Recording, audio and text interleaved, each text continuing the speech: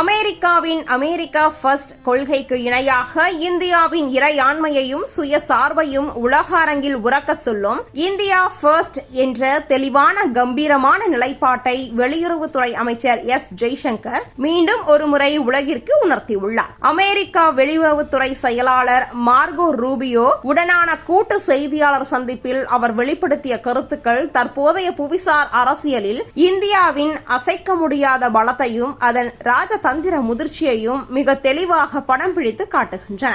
எந்த ஒரு உலகளாவிய அழுத்தங்களுக்கும் பணியாமல் இந்தியா எப்போதும் தனது தேசிய நலனையே முதலில் பார்க்கும் என்று அவர் குறிப்பிட்டது புதிய இந்தியாவின் மாசான மற்றும் துணிச்சலான வெளியுறவு கொள்கையின் பிரதிபலிப்பாகும். அமெரிக்கா தனது சொந்த நலன்களை முன்னிறுத்துவதை போல இந்தியாவும் தன் மக்களின் மற்றும் நாட்டின் பாதுகாப்பிற்கா வளர்ச்சிக்குமே முதலிடம் கொடுக்கும் என்பதை அவர் சமரசமின்றி சுட்டிக்காட்டியுள்ளார். அதே நேரத்தில் இந்த தனித்துவமான தேசிய நலன்களுக்கு மத்தியிலும் இரு வல்லரசு நாடுகளும் பரஸ்பர மரியாதையுடன் இணைந்து செயல்படக்கூடிய பல முக்கிய துறைகள் மற்றும் பொதுவான இலக்குகள் இருப்பதை அவர் சுமூகமாக உலகிற்கு எடுத்துரைத்துள்ளார். மேலும் குவாட் கூட்டமைப்பின் வியூக முக்கியத்துவம் குறித்து பேசிய அவர் வருங்காலத்தில் உலக அரசியலின் மின்காந்த மையமாக இந்தோ பசிபிக் பிராந்தியம் உருவெடுக்க போகிறது என்பதை முன்கூட்டியே கணித்துள்ள இந்தியா அமெரிக்காவுடன் இணைந்து அங்குள்ள சவால்களை எதிர்கொள்ளவும் பிராந்திய அமைதியை நிலைநாட்டவும் தயாராக இருக்கிறது என்பதை இந்த சந்திப்பின் மூலம் ஜெய்சங்கர் அதிரடியாகவும் மிக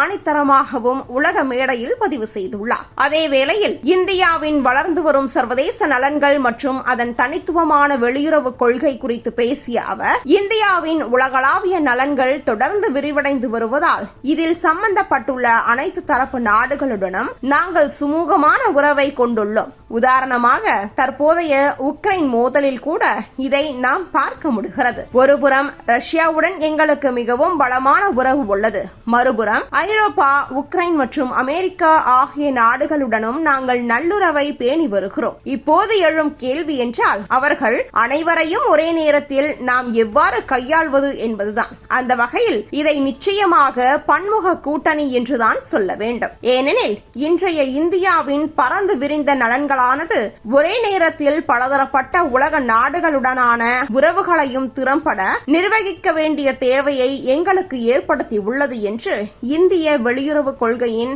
மாசான பன்முக தன்மையை உலகிற்கு மிக தெளிவாக விவரித்துள்ளார்.